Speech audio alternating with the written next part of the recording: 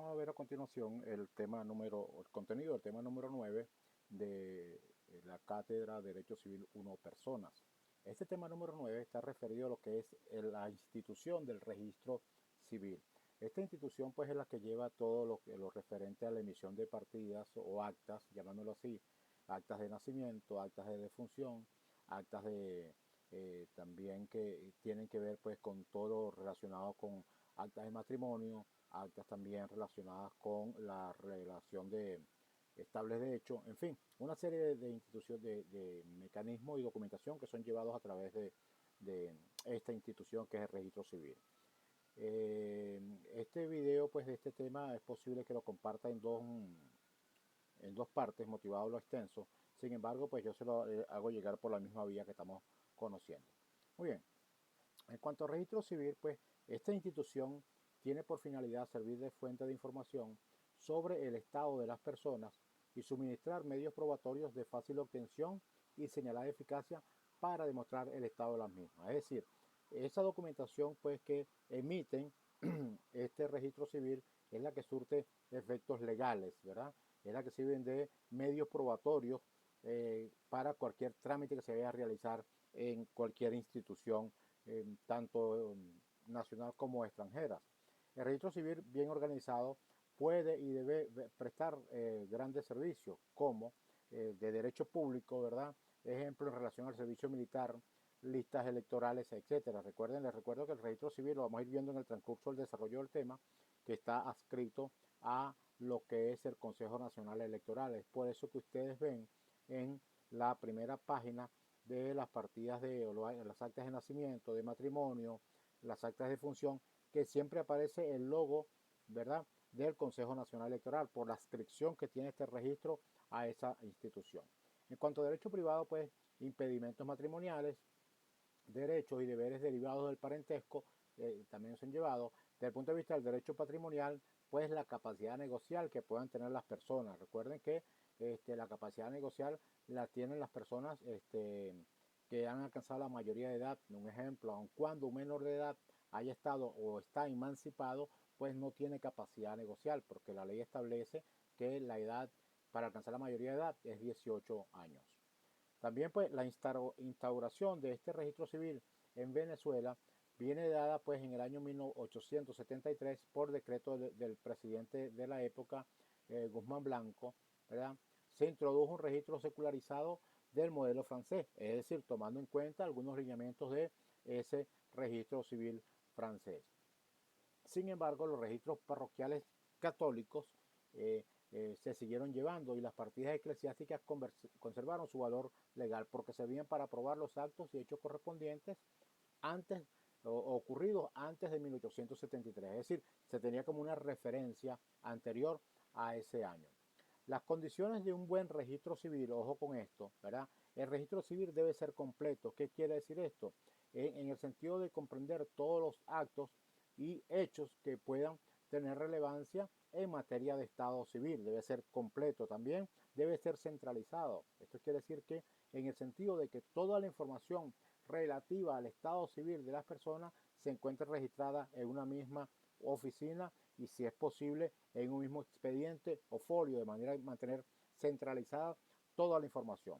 Debe ser público en el sentido de que todas las personas tengan acceso al registro civil y puedan obtener las copias de las actas que estimen convenientes cuando así lo requieran, o sea, que es público. Entonces esas condiciones de registro civil es importante que ustedes las asimilen, que ustedes las conozcan y por supuesto las analicen para todos los fines del estudio de esta materia.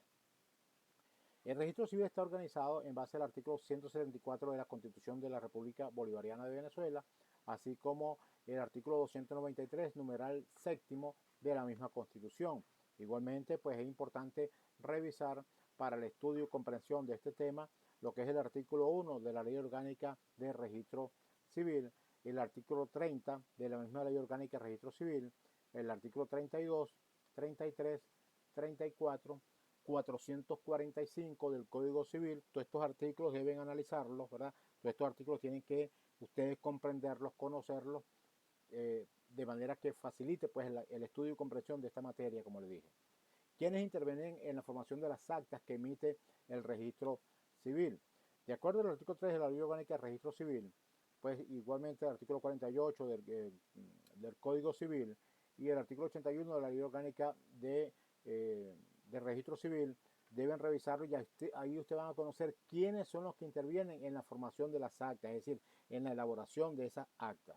Y el funcionario público pues es quien recibe la declaración, forma el acta y la firma, dándole fe pública. Ese funcionario público no es cualquier funcionario público, tiene que ser en este caso pues el registrador civil designado en esa parroquia.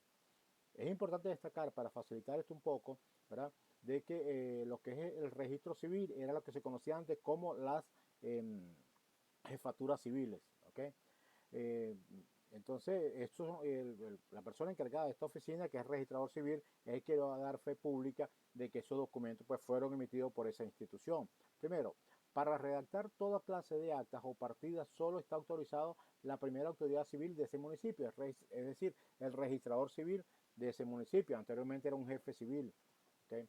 Cuando se trate de hechos o actos ocurridos en las dependencias federales, se aplicarán las normas de la ley especial. Recuerde que las dependencias federales existen por vía de una ley especial. 2.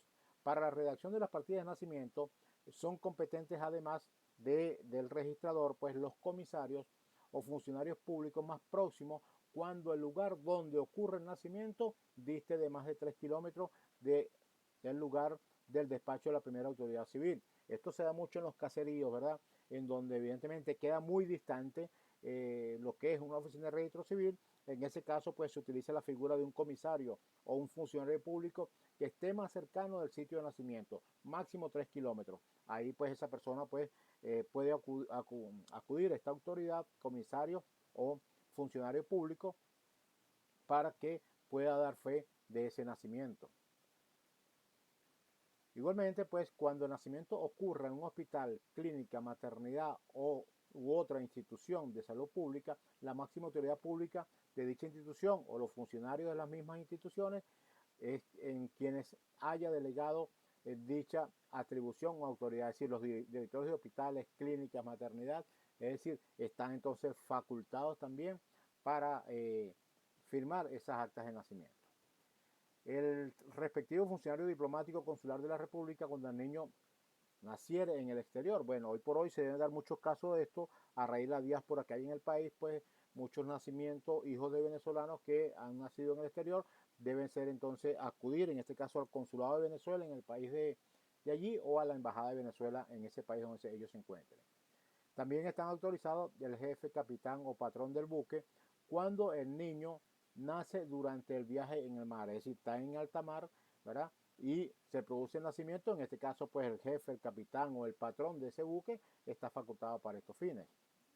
Como tercer punto, tenemos que observar pues que para la redacción de las partidas de matrimonio son competentes todos los funcionarios, ¿verdad? Que son competentes para la presencia del matrimonio. Esto quiere decir pues los funcionarios y personas autorizadas, igualmente pues 3 personas mayor de edad que no estén ligadas a ninguno de los contrayentes, este caso de testigo por parentesco, dentro del 4º grado de consanguinidad o 2º de afinidad, siempre que una de ellas sepa leer y escribir. Cuando se trata de matrimonio en artículo de muerte y no sea fácil e inmediata la ocurrencia o la concurrencia de algún funcionario público autorizado, pues para presenciar el matrimonio. Aquí nos apoyamos en el artículo 98 del Código Civil. También pues están facultados los jefes de cuerpos militares en campaña cuando se trata de matrimonio en artículo de muerte de individuos pertenecientes a esos cuerpos y sometidos a su mando. En caso de una situación bélica, una situación de guerra y se produce pues sea herida una de las personas que esté allí, pero quiere contraer matrimonio, pues en artículo de muerte, pues también los jefes de esos cuerpos militares que tienen esa campaña pueden hacerlo.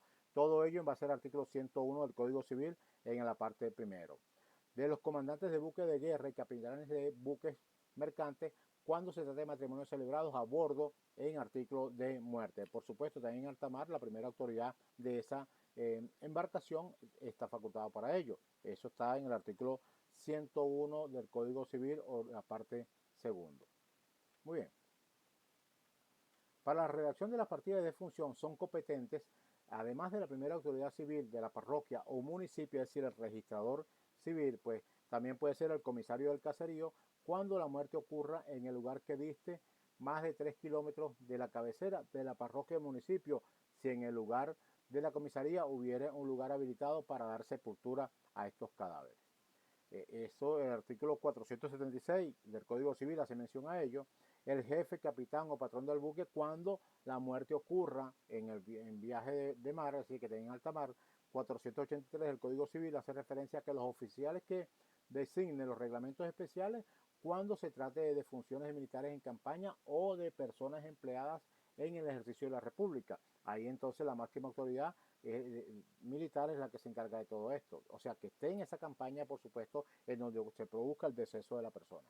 El artículo 488 del Código Civil, también por comunicación, epidemia u otro motivo semejante, también hay que tomar en cuenta. También el 454 del Código Civil, en su encabezado, pues hace mención a todo esto, quién es la persona facultada o digamos autorizada para emitir esas actas de defunción. Los declarantes son las personas interesadas en hacer constar el hecho, esto es, las personas que dan a conocer al funcionario público los hechos por registrar, cuando el interesado no pueda hacerlo personalmente. Por regla general, es la misma persona interesada la que comparece, por lo general es así, pero cuando no se imponga expresamente la comparecencia personal se hará con un poder, ¿ok? Un poder, por supuesto, para que esta persona represente al solicitante o al interesado en esa documentación. Las partes que participan en todo este proceso, pues, son aquellas personas cuyo estado se refiere el acta. Un ejemplo, en el caso de matrimonio son los esposos, son las partes en un acta de matrimonio.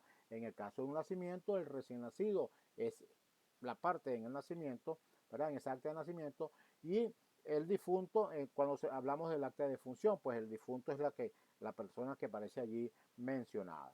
Los testigos que tienen que ver con esto, que normalmente son dos personas mayor de edad, vecinos de la parroquia o municipio, y se les conoce como testigos instrumentales. Fíjense ustedes que muchas veces conseguimos en la redacción de un acta de matrimonio, bueno, no tanto de matrimonio, un acta de defunción, un acta de nacimiento, y conseguimos, y fueron testigos de este acto, fulano de tal y fulana de tal, cédula de identidad tal. Personas que a lo mejor ni siquiera conocemos. Esa persona que ni siquiera conocemos físicamente, solo que está el nombre y apellido allí y el número de cédula, se conoce como testigos instrumentales, es decir, que están, por supuesto, en una especie de base de datos llevada por el registro correspondiente. El valor probatorio de las actas de Estado Civil, pues el artículo 457 del Código Civil hace mención, pues, que respecto de los actos presenciados por la autoridad, las partidas tienen carácter de prueba auténtica, siempre que hayan sido presentados o presenciados por la autoridad del registro civil. En consecuencia, mientras no sean declaradas falsas, hacen plena fe, erga omnes, que quiere decir erga omnes, que produce efectos ante tercero, es oponible ante el tercero. Mientras no se declaren falsa, por supuesto. También, pues, de los hechos que el funcionario declara haber efectuado, sí tenía facultad para efectuarlo, así como de los hechos que el funcionario declara haber visto y oído, sí tenía facultad para hacerlos constar. El artículo 1359 del Código Civil también, pues, nos habla de las declaraciones de los comparecientes sobre hechos relativos al acto. Se traten como ciertas hasta prueba en contrario, por lo tanto, pues hacen plena prueba, si no se les impugna, es decir, que tiene totalmente validez. Y las indicaciones extrañas al acto no tienen ningún valor, salvo disposición especial, ¿ok? De manera que alguna indicación diferente al acto que se haya plasmado en esa acta, pues no tiene ningún valor porque son solo observaciones, a menos que haya una disposición especial que así lo establece. Vamos a dejar aquí la primera parte de este tema para continuar entonces avanzando.